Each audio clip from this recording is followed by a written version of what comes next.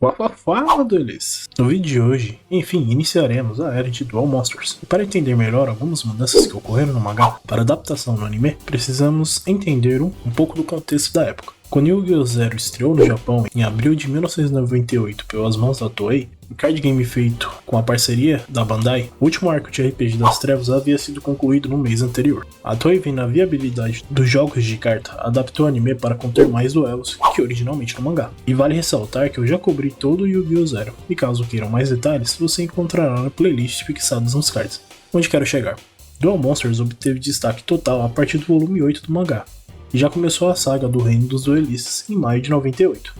Em outubro do mesmo ano, Yu-Gi-Oh! Zero lançou o último episódio, junto com o terceiro set de cartas e já anuncia um filme para o ano seguinte. Em janeiro de 1999, a Bandai lança o último set chamado de Siones, para gerar hype para o filme, que iria estrear em março. Em fevereiro de 99, a Konami já começa a lançar as cartas do card game no formato que conhecemos até hoje, e continuam lançando mensalmente até a estreia do anime, que ocorreria no ano seguinte. Mas em dezembro de 99 ocorreu o lançamento do jogo Forbidden Memories, o segundo jogo produzido pela Konami, e esse merece um vídeo próprio. E nele já percebemos que Takahashi já estava testando elementos que usaria para os arcos seguintes do mangá, e em março de 2000 havia terminado o arco do Reino dos Duelistas, e iria iniciar a Batalha das Cidades. Enfim, chegamos em abril de 2000, onde finalmente a Konami iria estrear o anime, produzido pelo estúdio Gallop, e iria continuar da onde Yu-Gi-Oh! Zero parou, e é onde iremos iniciar nossa análise. E por fim, no momento que estava produzindo esse vídeo, a Konami lançou o Yu-Gi-Oh! Master Duel. Confesso que é um formato que me interessou bastante, e caso queiram uma partida amistosa, está aí a minha ideia. Agora, sem mais delongas, dessa vinheta.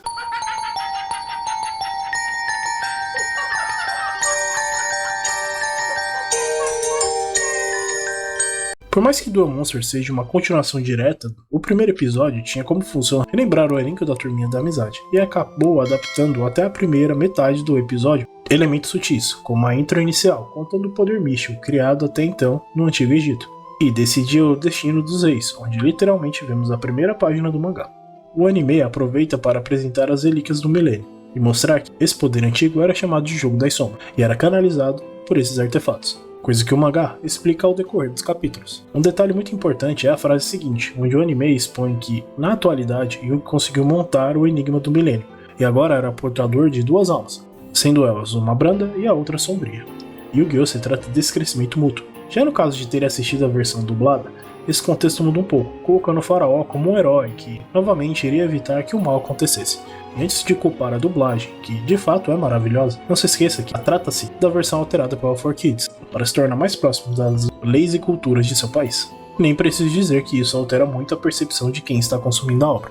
E com isso, eu tomo a decisão de usar o material original em japonês, mantendo no único elemento os nomes americanos, por ser mais familiar com nossas memórias afetivas. Em seguida, temos o tema de abertura, que é feito num rock, e nos acompanha por 48 episódios, e nela vemos o personagem principal desse arco, como a Turminha da Amizade, menos o Bakura, que já aparece como uma dualidade, iremos chegar lá, Kaiba, e o grande vilão do arco, Maximilian Pegasus, ou Pegasus J. Crawford, no original em japonês. E enfim, o anime começa fazendo uma readaptação do capítulo 9, onde Monstros de Duelos era formalmente apresentado. A diferença é que tanto no Yu-Gi-Oh! Zero quanto aqui em Duel Monsters, o pessoal antecipa esse duelo explicativo, já que no capítulo 9, o card game é apresentado no card shop do vovô, com Kaiba procurando macaco. Digo, uma carta. Esse duelo de Yugi e Joy mostra os básicos do jogo narrado por Terra, que mostra e explica elementos das regras e componentes presentes nas cartas. Joy é derrotado facilmente, e no anime Yugi explica que, por seu avô possuir uma loja de brinquedos, ele tinha acesso a melhores cartas do formato, o que motivou Joy a visitar o vovô após as aulas, para dar um grande upgrade no seu deck.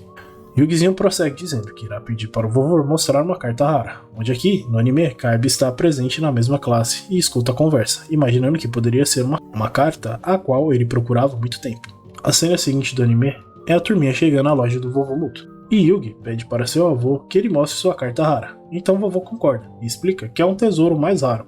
E é engraçado que nesse capítulo o Tristan não aparece no mangá, e no anime até deram uma fala, onde ele não entende o motivo de sua raridade, e o vovô explica que só existem 4 dessas cartas no mundo. No mangá, após explicar o básico dos monstros de duelo, o vovô mostra seu dragão branco, e enfim, vamos à chegada de Kaiba, que está interessado em cartas. Quando Joey puxa o assunto de se juntar ao grupo e poder duelar entre si, mas Kaiba diz que eles não estariam em seu nível, já que participava de campeonatos nacionais. E quando olha as cartas de Joey, percebe que era composto por monstros muito fracos, um deck de iniciante, e tira total desdém jogando as cartas para cima. Enquanto prossegue ao vovô, perguntando se ele teria alguma carta rara. E a única diferença pro anime é que Kaiba apenas provoca Joey, mas não joga as cartas no ar, quando repara que está diante do dragão branco de olhos azuis, e fica chocado de conseguir encontrá-la. No anime, Kaiba já faz a proposta, mas no mangá, é a primeira vez que Kaiba vê a carta e consegue comprovar que não era uma lenda. A carta existia e que ele precisava ter esse poder em seu baralho, e faz a proposta, onde oferece a maleta cheia de cartas, mas o vovô recusa. Então Kaiba oferece, ao invés de uma troca, a opção da compra, pelo valor que ele quisesse. Em ambas as obras, o vovô explica que a carta não era importante por ser forte, e sim porque foi um presente de um grande amigo, e seu coração já estava nessa carta, e que não iria conseguir se desfazer, e trataria da mesma forma se fosse uma carta comum. Kaiba se retira em silêncio, dizendo que entendeu, e no mangá, Yugi revela que, mesmo sem usar o dragão branco, o vovô era um excelente duelista. E aqui vemos um Kaiba muito mais frio e calculista. Mas o anime, assim que sai da loja, já começa a tramar como iria conseguir essas cartas, dizendo que esse lado sentimental era equivocado, e que as cartas representam poder. Ao chegar na corporação Kaiba, seus capangas informam que conseguiram reunir as 3 cartas do dragão branco, e que a única pendente era do vovô. Agora o anime começa a adaptar elementos presentes no arco do Death Tea, onde mostra que o vovô está sendo coagido a participar de um duelo desafio, sendo feito por Kaiba e mediado por Robson, o mordomo, que teve participação no mangá como um dos desafios do Death Tea. E no Yu-Gi-Oh! Zero, seu personagem teve destaque, um dos grandes mestres, e lá é chamado de Daimon. O anime prossegue, com a chegada da turminha para pegar mais cartas, quando se deparam com a loja vazia, e de repente o telefone toca. Era Kaiba falando que seu avô estaria com ele, e que era melhor ele ir buscá-lo. Sem pensar muito, Yugi e toda a turma vão para Kaiba Corp, e ao sair do elevador encontram o vovô caído no chão, se lamentando por não ter conseguido ensinar o poder do coração das cartas. E Kaiba aparece rindo, dizendo que a tecnologia de realidade aumentada foi muito para o velhinho. E como foi um duelo de aposta, Kaiba ficou com um dragão branco de olhos azuis e rasga na frente do pessoal, explicando que as regras permitem apenas 3 cópias de uma mesma carta em seu baralho, e que essa quarta cópia agora não poderia ser mais usada contra ele. O vovô suplica que Yugi derrote Kaiba e ensine o que é o coração das cartas, usando o baralho que ele havia montado. Kaiba fica interessado e concorda em duelar com Yugi, que fica preocupado com o estado de seu avô, mas Joey diz que ele poderia cuidar do vovô enquanto Yugi duelaria com Kaiba. A diferença no mangá nesse ponto é que o duelo entre o vovô e Kaiba foi mostrado, e ao término, o vovô fez o mesmo pedido. Então Yugi, Joey e Tristan, com seu sobrinho, iriam iniciar o Death Tea. E Thea iria participar no primeiro desafio do Death Tea, onde ela havia sido contratada para atuar como guia. Voltando ao anime, a cena seguinte, onde Joey diz que Yugi tem o poder de mudar as pessoas com sua bondade, e que Thea tem a ideia de desenhar o símbolo da amizade para que sempre se lembre que, mesmo que o tempo passe e a distância aumente, e que a marca suma, o coração deles estariam sempre unidos. Esse trecho foi retirado da chegada da turminha ao andar 3 do desafio do Death Tea, onde Yugi se sente culpado em ter colocado seus amigos para um risco de vida tão grande. E Joey e Tristan explicam que iriam até o fim com o Yugi, pois era isso que amigos de verdade fazem. E além disso, tinha retirado o melhor dos garotos, que eram apenas baderneiros. Thea aproveita para desenhar o símbolo e proferir o mesmo diálogo que vemos no anime. Vale ressaltar que quem ajudou o vovô a ir ao hospital foi Hanasaki, personagem que não foi nem um pouco explorado, tanto no anime do Yu-Gi-Oh! Zero quanto aqui em Duel Monsters. Voltando para o anime, vemos a turminha levando o vovô em direção à ambulância. Thea sugere que Joey volte e fique torcendo por Yugi, enquanto ela e Tristan davam conta do recado. A cena seguinte mostra Kaiba e Yugi indo para a plataforma de sistema virtual, onde Kaiba explica que os duelos iriam seguir a modalidade aplicada no parque. 2.000 pontos de vida, o primeiro que zerar os pontos perde. A cena seguinte dá destaque na troca de almas, onde realmente parece que Yugi está sofrendo uma transformação, dando espaço para Yami. No mangá, após o término do terceiro desafio, Yugi diz que finalmente encontrou coragem e que agora não sentiria mais medo de seu outro ele, e abre espaço para Yami acertar as contas com Mokuba, no quarto desafio. Após vencer o duelo de Capsule Monsters, ele iria direto com o duelo contra Seto Kaiba. Outro detalhe é que o duelo acontece na cúpula de duelo, um sistema próximo das cabines que iremos ver bastante no mangá. Os rings de duelo são uma coisa legal, mas já era certo probleminha de adaptação do mangá, o que está furioso pelo que aconteceu com o vovô e seus amigos. Mas claro, ele guarda tudo pra si, e Kaiba percebe que não iria acabar com o psicológico, e então trata de iniciar o duelo. Esse duelo foi bem adaptado. A primeira jogada foi de Kaiba, que invoca o Ciclope. Em seguida, Yami fica surpreso com o realismo da criatura, entende que o vovô deve ter ficado chocado demais, então segue invocando o dragão ao lado da fortaleza, e destrói facilmente a criatura, onde Joey e Mokuba chegam para assistir o duelo. Kaiba prossegue invocando Saki, o palhaço, e combina com uma carta mágica onde triplica o ataque de Saki e vaporiza o dragão alado. O anime acabou pulando um turno, onde após o Ciclope ser destruído, Kaiba invoca a besta maléfica, que tinha os mesmos pontos de ataque do dragão alado. E no mangá, os monstros de duelo estavam similar a um formato de Action RPG. Então Yami revela que seu dragão, por ser uma criatura voadora, tinha 30% de chance de escapar do ataque, e acaba conseguindo evitar o ataque e destruir o monstro de Kaiba. E enfim, ele invoca Saga,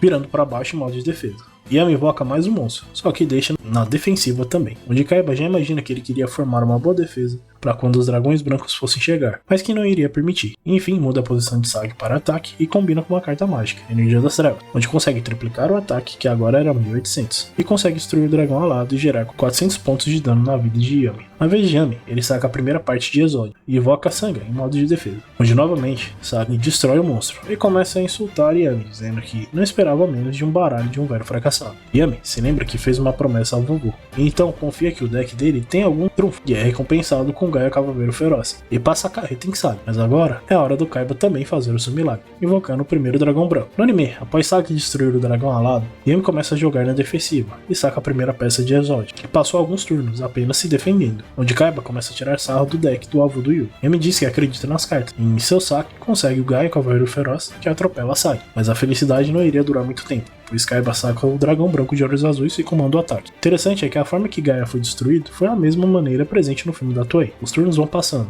com Yami na defensiva. Então Kaiba invoca o seu segundo dragão branco. Yami se recorda que seu avô está lutando no hospital e pensa que não está sozinho. E novamente, seu coração é respondido com o saque das espadas da luz reveladora, prendendo os dois dragões por 3 turnos, onde Kaiba debocha, dizendo que era uma jogada desesperada. Esse trecho aqui foi fielmente adaptado do mangá. A única divergência na cena seguinte é que Yami no mangá imagina que o jogo estaria acabado e tinha total certeza da derrota, enquanto no anime, Yami se mostra apenas perdido sem saber o que fazer. A conversa seguinte com seu avô foi feita pelo Yugizinho no mangá, e finalmente Yami se toca. Essas cartas eram o Exódio, e aqui rola um flashback, enquanto no mangá a mesma explicação ocorreu no duelo.